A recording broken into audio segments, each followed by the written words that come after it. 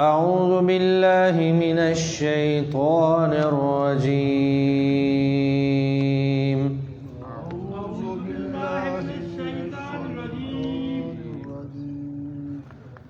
بسم الله الرحمن الرحيم.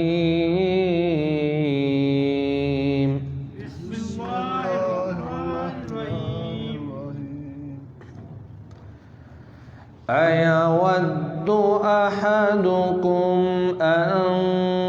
تكون له جنة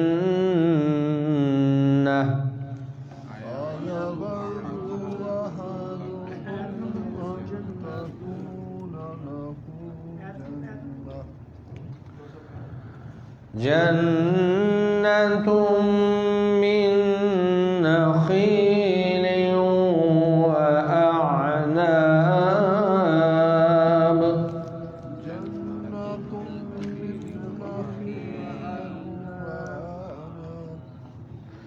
تجري من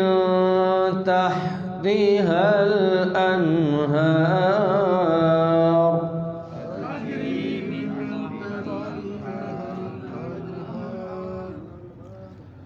له فيها من كل الثمرات وأصابه الكبر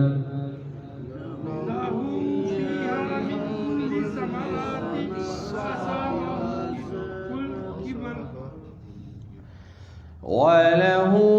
ذرية ضعفاء فأصابها إعصار فيه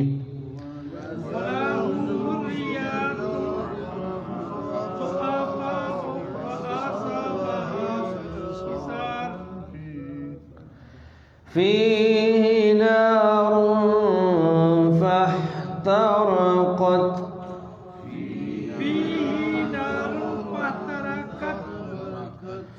كذلك يبين الله لكم الآيات لعلكم تتفكرون. كذلك يبين الله لكم الآيات لعلكم تتفكرون. يا أيها الذين آمنوا أنفقوا من طيبات ما كسبتم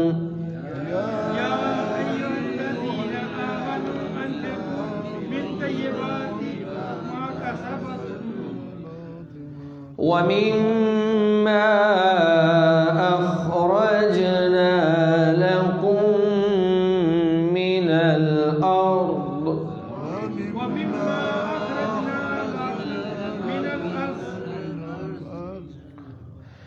ولا تيمموا الخبيث منه تنفقون ولستم بآخذيه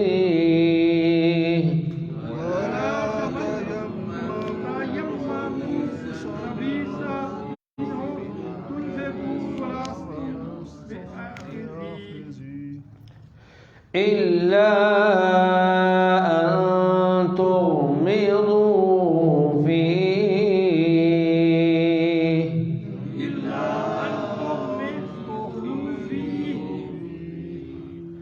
واعلموا أن الله غني حميد.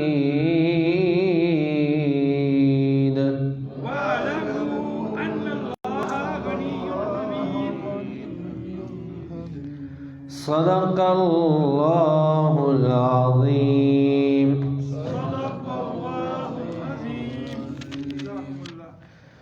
بسم اللہ الرحمن الرحیم. پچھلے سبق میں ہم نے پڑھا تھا کہ اللہ رب العزت نے فرمایا کہ اے ایمان والو تم اپنے صدقات کو احسان جتلا کر اور اذیت پہنچا کر ضائع نہ کرو۔ اس شخص کی مانند جو لوگوں کو دکھلانے کے لیے، ریاکاری کے لیے اپنا مال جو ہے وہ خرچ کرتا ہے۔ تو اللہ تعالیٰ نے اس کی مثال یہ بیان کی تھی کہ وہ اس کی مثال اس کے صدقے کی ایسے ہی ہے کہ جیسے ایک چٹان کے اوپر بارش پڑے، اور جب بارش ہو تو جو بھی اس کے اوپر گرد و غبار ہو اس کو بھی صاف کر دے، اور وہاں پر کوئی انگوری نہ اگے، کوئی اناج نہ اگے۔ گویا کہ اس کا جو صدقہ ہے وہ اس کے لیے کوئی فائدہ مند نہیں ہے۔ جو آدمی ریاکاری کرتے ہوئے شہرت کے لیے، دنیا کو دکھلانے کے لیے، دکھلاوے کے لیے جو صدقہ کرتا ہے، اللہ تعالیٰ کے نزدیک اس کی کوئی قدر و قیمت نہیں ہے۔ تو اللہ تعالیٰ نے اسی مضمون کو دوبارہ بیان کیا ہے اگلی آیت کے اندر، اور یہاں پر ایک نئی مثال دی ہے۔ اللہ فرماتے ہیں کیا تم میں سے کوئی شخص یہ پسند کرتا ہے کہ اس کا باغ ہو اور اس میں کھجوروں اور انگوروں کے درخت ہوں، کھجوروں کے درخت ہوں، انگوروں کی بیلیں ہوں، بہت زبردست اور شاندار باغ ہو، اور پھر اس باغ میں نہریں چل رہی ہوں۔ عام طور پہ عرب علاقے کے اندر پانی جو ہے نا اس کی بڑی کمی ہے، لیکن اگر کسی باغ کے اندر چشمہ موجود ہو اور وہاں سے پانی کی نہر گزرتی ہو تو وہ بہت قیمتی جگہ بن جاتی ہے۔ حالانکہ ہمارے ہاں تو پاکستان میں پانی کی کمی بھی نہیں ہے، اس کے باوجود وہ زمینیں جو نہر کے کنارے ہوتی ہیں یا کسی چھوٹی ندی کے کنارے ہوتی ہیں، ان کے جو ریٹ ہوتے ہیں وہ دوسری زمینوں کی نسبت زیادہ ہوتے ہیں، کیونکہ وہاں آسانی سے پانی دستیاب ہو جاتا ہے۔ تو اللہ فرماتے ہیں کہ وہ باغ کھجوروں کا ہو، انگوروں کا ہو، اور اس کے درمیان نہریں چل رہی ہوں، اور اس میں ہر طرح کے مزید پھل بھی ہوں، لیکن کیا ہو، وہ اصابہ الکبر، وہ آدمی جو ہے وہ بڑھاپے کو پہنچ جائے، آدمی بوڑھا ہو جائے، وَلَهُ ذُرِّيَّةٌ ضُعَفَاء، اور اس کی اولاد ابھی بالکل کمزور ہو، چھوٹی ہو۔ ایک تو یہ ہے کہ آدمی بوڑھا ہو گیا ہے لیکن اولاد ساتھ جوان ہو گئی ہے، تو وہ اولاد جو ہے وہ اپنے باپ کا سہارا بن جاتی ہے۔ اگر باپ بوڑھا ہو جائے تو باپ جو کام کر رہا ہوتا ہے وہ پھر اولاد کرنے شروع کر دیتی ہے۔ لیکن بسا اوقات ایسا ہوتا ہے کہ اولاد انسان کو پچھلے پار جا کے ملتی ہے، یعنی بڑھاپے میں جا کر ملتی ہے، تو وہ آدمی جو ہے وہ تو بوڑھا ہو جاتا ہے لیکن اولاد ابھی تک چھوٹی ہوتی ہے، اور وہ سہارا بننے کی بجائے اس آدمی پر بوجھ ہوتی ہے۔ ابھی تک وہ بندہ جو ہے خود اس کا نفقہ اور ان کا کھانا پینا اور ان کے اخراجات خود برداشت کر رہا ہوتا ہے۔ اور پھر اللہ فرماتے ہیں فَأَصَابَهَا إِعْصَارٌ،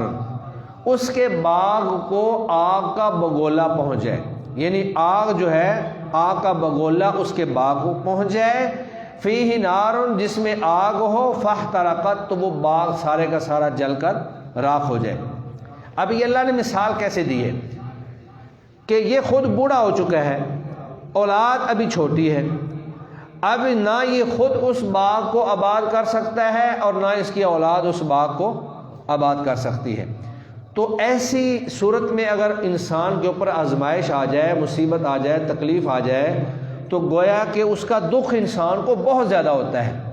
تو اللہ فرماتے ہیں کہ کیا تم میں سے کوئی شخص یہ پسند کرتا ہے کہ اس کے ساتھ یہ کیفیت جو ہے وہ گزرے؟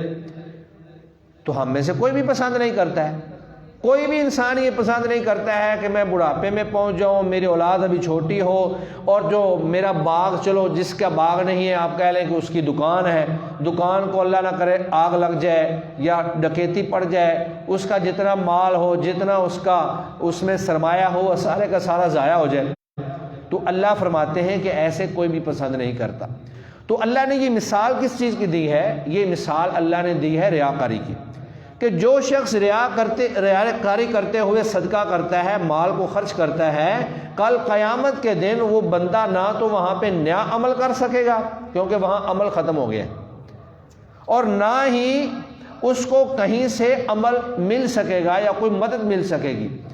اس کی اولاد، اس کے رشتہ دار، اس کے عزیز و اقارب، کوئی بھی وہاں پر کسی کو نیکی دینے کے لیے تیار نہیں ہوگا۔ تو اللہ فرماتے ہیں کہ تمہارے وہ اعمال،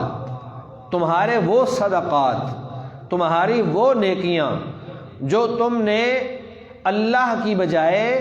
دنیا کو خوش کرنے کے لیے ریاکاری کرتے ہوئے شہرت اور دکھلاوے کے لیے کی تھی، ان کی مثال ایسی ہی ہے جیسے اس باغ والے کی مثال ہے۔ یعنی اس کے سارے عمل ضائع۔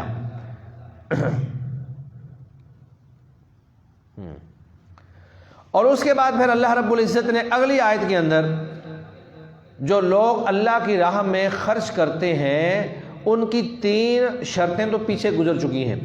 ایک شرط یہ تھی کہ خرچ کرنے کے بعد احسان نہ جتلائے، دوسری شرط یہ تھی کہ خرچ کرنے کے بعد وہ اس کو اذیت نہ پہنچائے۔ احسان اور اذیت 2 الگ الگ چیزیں بیان ہوئی تھی، اور تیسری چیز یہ بیان ہوئی تھی کہ وہ ریاکاری کے لیے خرچ نہ کرے۔ اب ایک چوتھی چیز اللہ یہاں پر بیان کر رہے ہیں کہ جو آپ اللہ کی راہ میں خرچ کر رہے ہیں وہ رزق حلال ہونا چاہیے، وہ پاکیزہ رزق ہونا چاہیے۔ جو آپ کا حرام کا رزق ہے، حرام کا مال ہے، چوری کا ہے، ڈکیتی کا ہے، خیانت کا ہے، رشوت کا ہے، سود کا ہے، وہ آپ جتنا بھی اللہ کی راہ میں خرچ کر لیں اللہ کے نزدیک اس کی کوئی قدر و قیمت نہیں ہے۔ اور پھر یہی نہیں ہے کہ قدر و قیمت نہیں ہے، بلکہ جو حرام کا مال آپ نے کھایا ہے اس کی وجہ سے آپ کی دعائیں بھی قبول نہیں ہوتی ہیں۔ جس طرح کہ وہ ایک حدیث میں ہے کہ ایک شخص جو ہے وہ حرام کا مال خرچ کر کے حج پہ چلا جاتا ہے، اب وہاں پہ جا کر میدان عرفہ میں اللہ سے دعائیں کرتا ہے کہ یا اللہ میری فلاں دعا قبول کر لے، یا اللہ میری فلاں دعا قبول کر لے۔ اللہ کا وعدہ ہے کہ جو بندہ یہاں پہ آ کر جو دعا کرے گا میں اس کی دعا کو قبول کروں گا، لیکن اللہ فرماتے ہیں کہ اس کا کھانا حرام کا، اس کا لباس حرام کا، اس کا مشروب پینا حرام کا، اور اس کی غذا حرام کی، اب میں اس کی کیسے دعا قبول کروں؟ تو گویا کہ حرام کھانے والے شخص کی اللہ دعا قبول نہیں کرتے ہیں، اور حرام کمانے والے شخص اور حرام مال کا صدقہ بھی اللہ قبول نہیں کرتے۔ حدیث شریف کے اندر موجود ہے، نبی مکرم صلی اللہ علیہ وسلم نے فرمایا ان اللہ طیب لا يقبل الا طیبا، اللہ خود بھی پاک ہے اور اللہ پاک ہی صدقہ قبول کرتا ہے۔ اور ایک حدیث میں ہے کہ لا يقبل اللہ صلاۃ بغیر طہور ولا صدقۃ من غلول، اللہ بغیر وضو کے نماز قبول نہیں کرتا، اور خیانت کا صدقہ اور خیانت کا مال اللہ قبول نہیں کرتا ہے۔ اور پھر اللہ تعالیٰ نے ایک اور چیز بھی فرمائی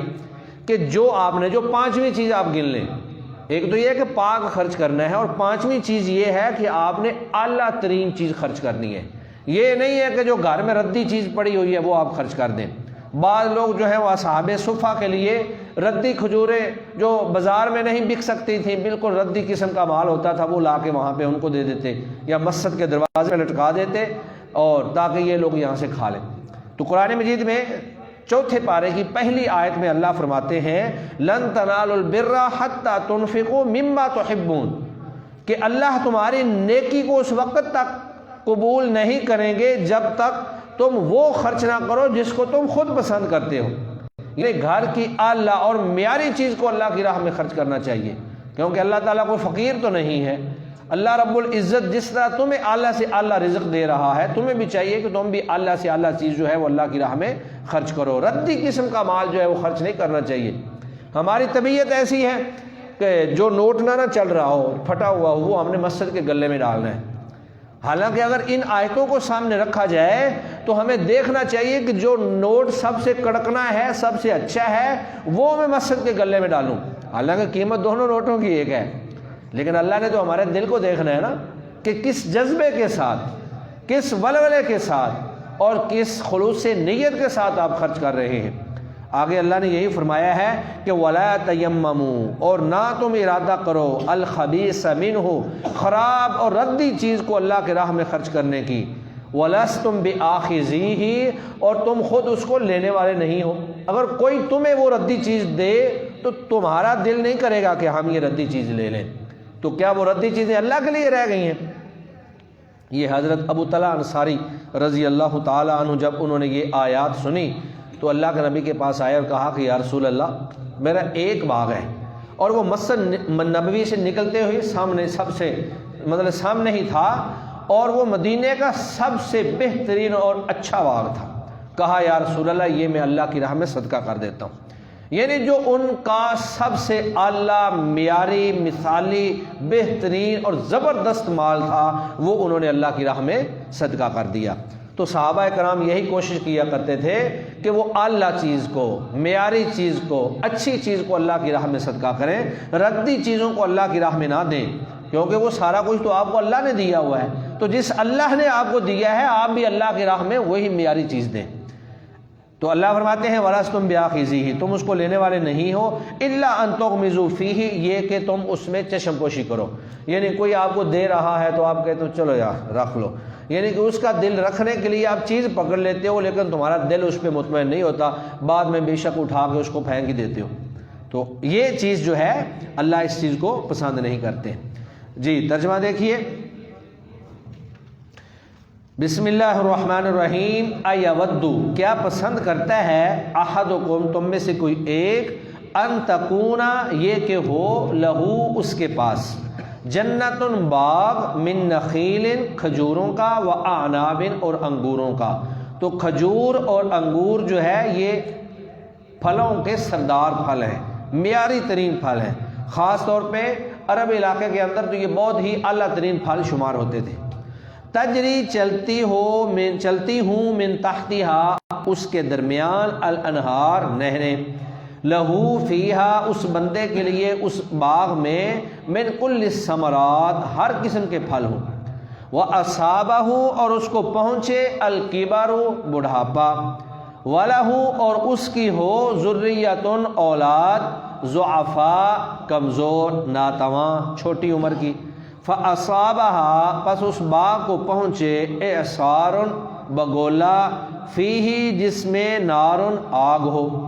فاحترقت پس وہ باغ جل کر راکھ ہو جائے۔ کذالک اسی طرح، یبین اللہ اللہ بیان کرتا ہے، لکم الآیات تمہارے لیے اپنی آیتیں نشانیاں، لعلکم تتفکرون تاکہ تم اس میں غور و فکر کرو۔ تو مثال میں نے پہلے سمجھا دی تھی، یعنی ایک تو نیکیاں ضائع ہو جاتی ہیں اور دوسرا قیامت کے دن نئی نیکیاں کرنے کا موقع بھی نہیں ملے گا۔ پھر آگے اللہ فرماتے ہیں، یا ایھا الذین آمنوا اے ایمان والو، انفقوا خرچ کرو، من طیبات اچھی چیزوں سے، پاکیزہ چیزوں سے، ما کسبتم جو تم نے کمائی ہیں، جو تم کماتے ہو، ومما اور اس چیز میں سے، اخرجنا لکم جو ہم نے تمہارے لیے نکالا، من الارض زمین سے، یعنی وہ تمہاری کمائی کسی اور انداز کی ہو، تجارت کی ہو، صنعت اور حرفت کی ہو، یا پھر زمین سے نکلا ہوا اناج ہو، کیونکہ کمائی کی دونوں شکلیں ہو سکتی ہیں، یا تو وہ آپ کا زراعت کے ساتھ آپ کا تعلق ہوگا، تو جو بھی زمین سے نکلے گا اس میں سے آپ نے عشر ادا کرنا ہے یا صدقہ خیرات کرنا ہے، یا پھر آپ کوئی بھی کمائی کرتے ہیں، ملازمت کرتے ہیں، مزدوری کرتے ہیں، آپ جو ہے دکانداری کرتے ہیں، تجارت کرتے ہیں، جو بھی اس کی شکل ہے۔ وَلَا تَيَمَّمُوا اور تم نہ ارادہ کرو، الخبیثہ خراب چیز خرچ کرنے کا، منہ اپنے مال میں سے، تنفقون جو تم خرچ کرتے ہو، وَلَسْتُمْ اور نہیں ہو تم، بِآخِذِیہ اس کو لینے والے، اس ردی چیز کو لینے والے، الا یہ کہ ان تغمضوا کہ تم چشم پوشی کرو، فیہ اس میں، وَاعْلَمُوا اور جان لو، ان اللہ بے شک اللہ تعالی، غنی بے پرواہ ہے، اللہ تمہارے مال کا محتاج نہیں ہے، اللہ تو غنی ہے، بے پرواہ ہے، اللہ تو تمہیں دیکھتا ہے کہ تم اللہ کے دیے ہوئے مال کو کیسے خرچ کرتے ہو، حمید قابل تعریف ہے۔ جی دوبارہ دیکھیں، ایود احدکم کیا تم میں سے کوئی ایک بندہ یہ پسند کرتا ہے، یعنی کوئی بھی نہیں پسند کرتا ہے، یہ ایک سوال ہے کہ کیا تم میں سے کوئی یہ پسند کرتا ہے، جواب یہ ہے کہ کوئی بھی ایسا پسند نہیں کرتا ہے۔ ان تکون لہ جنت کہ اس کا ایک باغ ہو، من نخیل و اعناب کھجوروں سے اور انگوروں سے، تجری من تحتها الانہار جس کے نیچے نہریں چلتی ہوں، لہو فیہا اس آدمی کے لیے، فیہا اس باغ میں، من کل الثمرات ہر قسم کے پھل ہوں، وَأَصَابَهُ الْكِبَرُ اور پہنچے اس بندے کو، الکبر بڑھاپا، وَلَهُ اور اس کی، ذُرِّيَّةٌ اولاد ہو، ضعفاء کمزور، اولاد کمزور ہو، فَأَصَابَهَا پس پہنچے اس باغ کو، اعصار بگولا، فیہ نار جس میں آگ ہو، فاحترقت بس وہ جل کر راکھ ہو جائے۔ کذالک اسی طرح، یبین اللہ بیان کرتا ہے اللہ تعالی، لکم الآیات تمہارے لیے نشانیاں، لعلکم تتفکرون تاکہ تم غور و فکر کرو۔ یا ایھا الذین آمنوا، اے ایمان والو، انفقوا، خرچ کرو، من طیبات، پاکیزہ مال سے، اچھے مال سے، ما کسبتم، جو تم نے کمایا ہے، ومما، اور اس اناج میں سے، اخرجنا لکم، جو ہم نے تمہارے لیے نکالا ہے، من الارض، زمین سے، ولا تیمموا، اور نہ تم ارادہ کرو، الخبیث منہ، اس میں سے ردی اور خراب مال کو خرچ کرنے کا، تنفقون، جو تم خرچ کرتے ہو، ولستم بآخذیہ، اور تم خود اس کو لینے والے نہیں ہو، الا یہ کہ ان تغمضوا فیہ، کہ تم اس میں چشم پوشی کرو، واعلموا، اور جان لو، ان اللہ، بے شک اللہ تعالی، غنی حمید، بے پرواہ ہے، تعریف کیا ہوا ہے۔ صدق اللہ العظیم۔